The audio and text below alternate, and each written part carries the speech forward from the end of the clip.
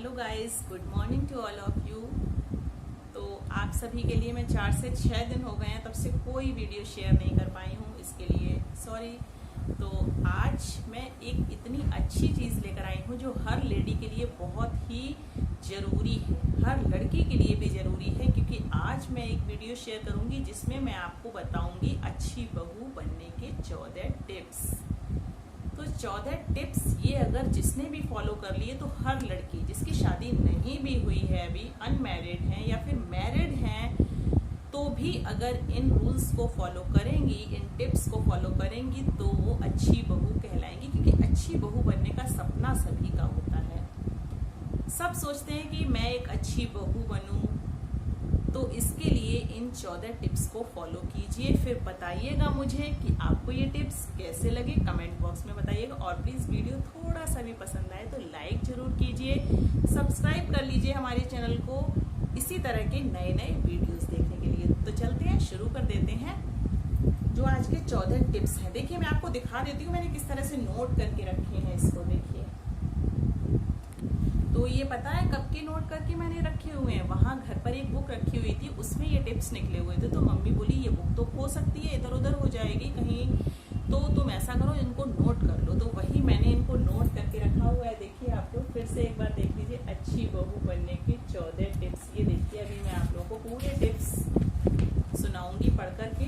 बहुत अच्छे हैं, जिसमें कि एक एक बात ऐसी लिखी हुई है जो कि वाकई सत्य है, और इनको अगर फॉलो करेंगे तो घर में कभी किसी तरह की कोई भी परेशानी नहीं होगी और आप अच्छी बहू कहलाएंगी।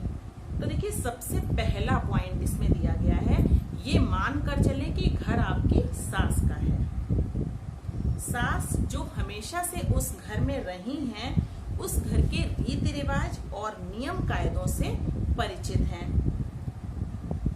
मतलब जो भी नियम कायदे होते हैं उनसे परिचित हैं सास। तो देखिए, हर सास इन्हें विरासत में अपनी बहू को सौंपती है, इसलिए अपनी सास के कुछ कहने या सिखाने का बुरा ना माने। क्योंकि एक्चुअली ऐसा होता है, बहुएं जो होती हैं नई नई, उनको हर एक बात का क्या हो जाता है, बुरा लग जाता है कि ऐसा क्यों कह दिया हमसे। जैसे क्या होता है, छोटे होते हैं, जैसे मतलब छोटे बच्चे होते हैं, उनको अगर हम लोग टोकेंगे नहीं तो क्या होगा, वो कुछ ना कुछ गंदी आदतें सीखेंगे या कुछ ऐसा सीखेंगे जो कि हम लोगों को अच्छा नहीं लगता है। तो हम लोग, जैसे हम लोग हैं, आप लोग खुद ही सोचिए कि हम लोग अपने बच्चों को कैसा बनाना चाहते हैं, अच्छा बनाना चाहते हैं। तो इसलिए हर माँ अपने बच्चे को डांटती जरूर है। तो क्या होता है, वहां पर जो माँ होती है वो अगर डांटते तो कुछ नहीं लगता है, और ससुराल में सास ने अगर जरा सा कुछ कह दिया तो फिर वो बात खराब लग जाती है। तो उसका बिल्कुल भी जो है डांटने का या सिखाने का बुरा नहीं मानना चाहिए। तो ससुराल की परंपरा और संस्कारों को आपको ही जीवित रखना है। इसके बाद सेकंड पॉइंट, एक पॉइंट ये था, सेकंड पॉइंट है, सास उम्र में आपसे बड़ी हैं, उन्हें दुनियादारी और घर चलाने का एक लंबा अनुभव होता है। उनके अनुभवों का लाभ उठाइए। उन्हें जो अनुभव है उनके अनुभवों का लाभ उठाइए। इसका मतलब उनसे सीखिए कि क्या क्या, कैसे कैसे, क्या क्या होना है, ये सब सीखना है हमको। उन पर विश्वास कीजिए। ससुराल में वही आपकी माँ हैं, उन्हीं के साथ आपको अपनी जिंदगी का एक लंबा अरसा गुजारना है। तो क्यों ना हंसी खुशी मिलजुल कर रहें। सेकंड पॉइंट कंप्लीट हो गया ये हमारा। अब हमारा आता है थर्ड पॉइंट, सास को पूरा सम्मान दें। सासू माँ को पूरा सम्मान दें, उनकी टोका टोकी या कुछ कहने का बुरा ना माने। यदि उनकी कोई बात आपको पसंद नहीं भी है या वे कुछ गलत भी कह रही हैं, तो भी उनके मन की बात रख लेने में कोई बुराई नहीं है। और अगर सास की जगह आपके माता पिता होते तब भी तो आप उनकी बात मानते, फिर सास की बात मानने में कैसी झिझक। थर्ड पॉइंट कंप्लीट हो गया हमारा। देखिए, आप लोग ध्यान से सुनिए, हर एक टिप्स इसमें ऐसा दिया हुआ है, वाकई यही सत्य है। अब देखिए, अगले पॉइंट पर हम लोग आते हैं। इसमें दिया है, कभी भी घर तोड़ने की कोशिश ना करें। घर को हमेशा जो है जोड़ने की कोशिश करें, कभी भी तोड़ने की कोशिश ना करें। क्योंकि अक्सर जो है शादी होते ही नई बहुएं अपने पति को अपने पति को लेकर अलग रहने लगती हैं या अलग रहने के लिए दबाव डालती हैं, कहती हैं कि अलग रहो, हम लोग साथ में नहीं रह सकते। और जबकि देखिए बुढ़ापे में माता पिता आर्थिक रूप से बेटे पर निर्भर होते हैं, पति के साथ पारिवारिक जिम्मेदारियों को निभाएं, अपने क्षणिक सुख के लिए सास ससुर को ठोकरें खाने के लिए न छोड़ेंगे। अब अगले पॉइंट पर हम लोग आते हैं, किसी तरह का दुराव छिपाव ना करें। किसी तरह का दुराव छिपाव ना करें मतलब कोई भी बात जो है छिपाए नहीं। अक्सर बहुएं सासों को कई बातें नहीं बताती हैं या फिर बढ़ा चढ़ा कर बताती हैं। यह अनुचित है, मतलब ये गलत है। आप जो भी काम करें, कहीं जाएं तो उनकी जानकारी के बिना ना करें। सास से पूछने, उनकी सलाह लेने से उन्हें संतोष होगा कि आप उनका सम्मान करती हैं और उनकी सलाह आपके लिए महत्वपूर्ण है, इससे उनको अच्छा लगेगा। ठीक है, ये हो गया हमारा 5th पॉइंट। अब चलते हैं हम लोग 6th पॉइंट पे।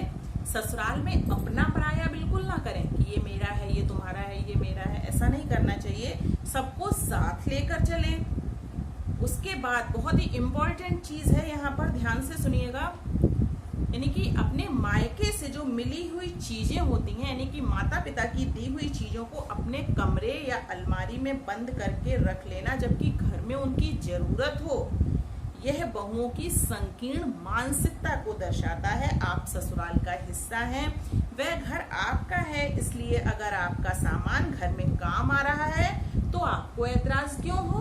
आप तुरंत उसको निकाल करके दीजिए कि ये सामान यहाँ पर इसकी जरूरत है, तो ये सामान यहाँ पर रख देते हैं। इसके बाद चलते हैं 7th पॉइंट पर। 6 पॉइंट हम लोगों के कंप्लीट हो गए हैं। 7th पॉइंट पर चलते हैं। ससुराल के दुख सुख आपके हैं। ससुराल के दुख सुख आपके हैं। शादी के बाद ससुराल ही आपका घर है। ससुराल के सारे सदस्य आपके अपने हैं। उनके दुख सुख में शरीक होना आपकी जिम्मेदारी है। शादी के तुरंत बाद आप ससुराल में हावी होने की कोशिश ना करें। नए घर में अपनी जगह बनाने में आपको समय लगेगा। इस काम में सास आपकी भरपूर मदद कर सकती हैं। हर चीज में सास सबसे ज्यादा आगे हैं, देखिएगा, इसलिए सास को बहुत ज्यादा इम्पोर्टेंस देनी है। इसके बाद नेक्स्ट पॉइंट पर आते हैं हम लोग 8th पॉइंट पर। देखिए, सास के खाने पीने का ध्यान रखें। अक्सर बुजुर्गों के खाने पीने का अपना तरीका और अपनी पसंद होती है। इस उम्र में आप सास की आदतों को बदलने की कोशिश कतई ना करें। ये नहीं कि उन्हें जो पसंद है वो नहीं, और ये अच्छा है मम्मी जी ये खाकर देखिए, ऐसा नहीं है। उन्हें जो पसंद है वही चीजें जो है उनको बना बना कर खिलाएं और उनकी पसंद की चीजों को बनाएं, साथ ही अपनी पसंद की चीजें भी बनाकर उन्हें खिलाएं। मतलब उनकी पसंद की भी बनाकर खिलाएं, ऐसा नहीं है उनकी पसंद की ना बनाएं, अपनी पसंद की बनाकर उन्हें खिलाएं, ऐसा नहीं है। उनकी पसंद की भी बनाकर खिलाएं और अपनी पसंद की चीजें भी बनाकर उन्हें खिलाएं।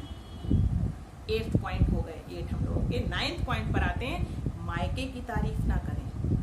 हर टाइम जैसे नहीं ऐसा होता है लड़कियां कि मेरे यहाँ ऐसा है, मेरे वहाँ मतलब मम्मी पापा ऐसे हैं, मेरे भैया ऐसे हैं, मेरी भाभी ऐसी है, इस तरीके से बिल्कुल ना करें। मायके की ज्यादा तारीफ ना करें। कोई भी सास यह पसंद नहीं करती है कि बहू हर समय अपने मायके भाई भाभी आदि की तारीफ करती रहे या उनसे ससुराल की तुलना करे। दोनों परिवारों के रहन सहन में अंतर होने के कारण इस पर टीका टिप्पणी बिल्कुल ना करें। 10th पॉइंट पर आते हैं। मायके से मिली चीजों को सास को सबसे पहले दिखाएं। अगर उन्हें कोई साड़ी या अन्य वस्तु पसंद आ रही है तो इसरार के साथ उन्हें दे दें, बिल्कुल भी मुंह ना बनाएं। ऐसा नहीं है कि उन्हें अगर चीज अच्छी लग रही है तो, और अगर उन्होंने कह दिया ये हम ले लें, तो फिर बिल्कुल भी एकदम से मतलब हंस के खुशी से हाँ मम्मी जी ले लीजिए, ठीक है, मुंह ना बनाएं। मायके और ससुराल के बीच रिश्ते आपके अच्छे व्यवहार से ही बन सकते हैं। मायके से कोई आए तो पहले सास से जरूर मिलवाएं, फोन आने पर भी उनसे बात जरूर करवाएं। ये हम लोगों के हो गए 10 पॉइंट। अब 11th पॉइंट पर आते हैं। देखिए, सास की जरूरतों का ध्यान रखें। सास की जरूरतों का ध्यान रखें। अगर सास आर्थिक रूप से आपके ऊपर निर्भर है तो दवाई, आहार, कपड़े आदि समय समय पर उनके लिए लाती रहें। ऐसा ना होने पर भी जन्मदिन, त्योहार आदि पर उनके लिए काम के और अच्छे तोहफे लाना न भूलें। अगला पॉइंट है, देखिए, सास यदि आपके पति को टोकें तो इसका बिल्कुल भी बुरा ना माने। आपके पति उनके बेटे हैं, उनका अधिकार आपसे कम नहीं है, उनका भी उतना ही अधिकार है, उनका अधिकार आपसे कम नहीं है। पति को लेकर अगर आपको कोई समस्या है तो सास बेहतर सलाह दे सकती है, क्योंकि वे बचपन से उनकी आदतों को जानती हैं। इसके बाद चलते हैं 13 पॉइंट पर। 2 टिप्स अभी हम लोग के हैं बाकी। तो सास अगर किसी वजह से शुरू से ही आपसे नाराज हैं तो उन्हें मनाने में आपको काफी धैर्य और संयम से काम लेना होगा। आप भी अहम में आकर झगड़ा ना बढ़ाएं, इससे खाई बढ़ती चली जाएगी। सास को दोस्त बनाएं। 14 पॉइंट है, लास्ट पॉइंट हम लोगों का। सास को दोस्त बनाएं। याद रखें, ससुराल में आपका सास से बड़ा हमदर्द और कोई नहीं होगा। एक स्त्री होने के नाते भी आपकी तमाम तरह की समस्याओं को समझ सकती हैं। बच्चे होने पर माँ से ज्यादा सास ही आपकी मदद और ध्यान रख सकती है। तो ये थे हमारे 14 टिप्स अच्छी बहू बनने के। हर लड़की को ये टिप्स फॉलो करने चाहिए मेरे हिसाब से, और ये टिप्स फॉलो करते ही वो एक अच्छी बहू बन सकती है। और हर लेडीज को ये वीडियो जरूर देखना चाहिए, और अगर पसंद आए तो लाइक जरूर कर देना और सभी में शेयर करना, क्योंकि इस वीडियो को ज़्यादा से ज़्यादा शेयर कीजिए, जिससे कि अब आने वाले समय में कोई भी बहू जो है, मतलब सारी बहुएं अच्छी ही बने और इन टिप्स को फॉलो करके सब अपना घर अच्छे से चलाएं और अच्छी बहू बन सके। तो अब मैं अपनी वीडियो को यहीं पर एंड करती हूँ। नेक्स्ट एपिसोड में कुछ अच्छा सा, कुछ नया सा लेकर आऊंगी। तब तक के लिए